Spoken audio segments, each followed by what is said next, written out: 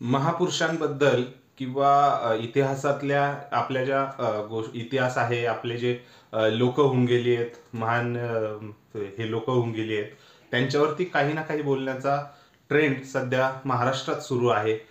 सोलापूरकर असू द्या, कोरटकर असू द्या, किंवा आता अबू आझमी. अबू आझमी हे SP समाजवादी पार्टीचे महाराष्ट्रातले आमदार आहेत.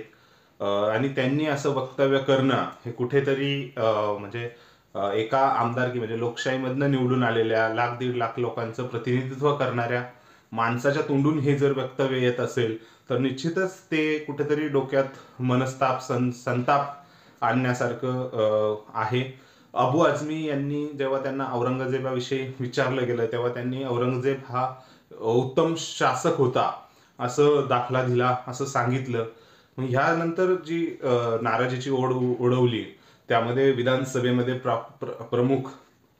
प्रामुख्याने आमदार महेशदादा लांडगे यांनी मुद्दा उचलला आणि इव्हन सर्व पक्षीय म्हणजे जे सरकारमधले असू द्या, विरोधक असू द्या, सगळ्यांनीच आवाज उठवला. अक्षरशः म्हणजे अबू आझमींवरती टीकेची झोड उडाली आणि त्यातनंच पुढं जेव्हा देवेंद्र फडणवीस बोलताना त्यांनी ठराव आणला विधानसभेमध्ये आणि अबू आझमी यांना आता निष्कासित केलेलं आहे, निलंबित केलेलं आहे या सेशन पुरतं, या विधानसभेच्या अधिवेशनापुरतं. त्यानंतर म्हणजे गोष्टी अशा झाल्यात की ह्या पुढं काय येत आहेत. म्हणजे आदित्य ठाकरे यांनीही टीका केली की ही भाजपची टीम आहे, अबू आझमी यांना भाजपच बोलायला लावतं.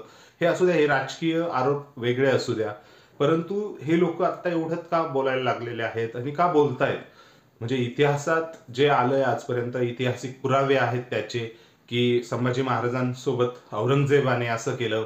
औरंगजेबाने ज्यावेळेस त्याला इकडे दक्षिण भागात विजय मिळवायचा होता, त्यासाठी त्याने जे काही क्रूर कर्म केले, जे दुसऱ्या धर्मांसाठीही हे होते, घातक होते, अशा माणसाला उत्तम शासक म्हणणं हे कितपत, आणि तेही ह्या लोकांकडनं जे कमीत कमी लाख दीड लोकांचं हे करतात, पुढे म्हणजे आपण काय म्हणतो त्याला, म्हणजे प्रतिनिधित्व करतात, अशा लोकांच्या तोंडून येणं.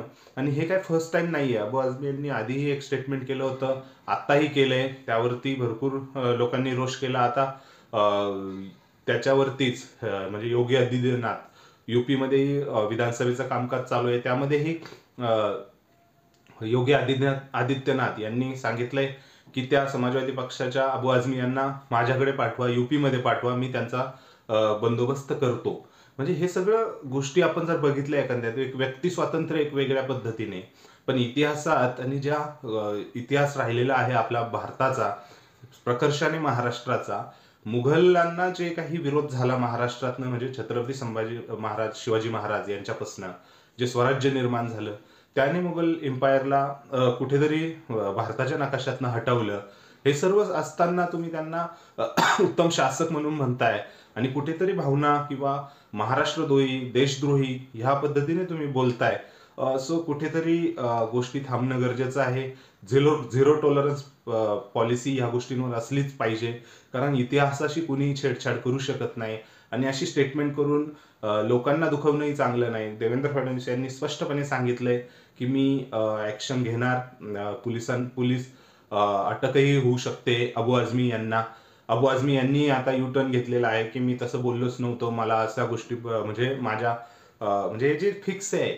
म्हणजे कोरटकरही म्हणत होते मी बोललोच नाही, नंतर CDR आला पुढे तर त्यांनी कॉल केला होता सावंतांना.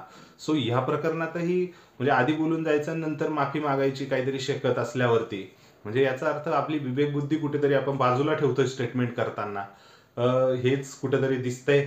तुम्हाला एकंदरीत ह्या गोष्टीबद्दल काय वाटतंय. म्हणजे हे कितपत एका लोकप्रतिनिधीने बोलायचं, जातपात सोडून द्या, परंतु एका लोकप्रतिनिधीने असं बोलणं महाराष्ट्रात राहून महाराष्ट्रातल्या हिस्ट्रीबद्दल, ते तुम्हाला काय वाटतं याच्याबद्दल ते नक्की कळवा. व्हिडिओ आवडल्यास लाईक करा आणि आपल्या चॅनलला सबस्क्राईब करायला विसरू नका. धन्यवाद.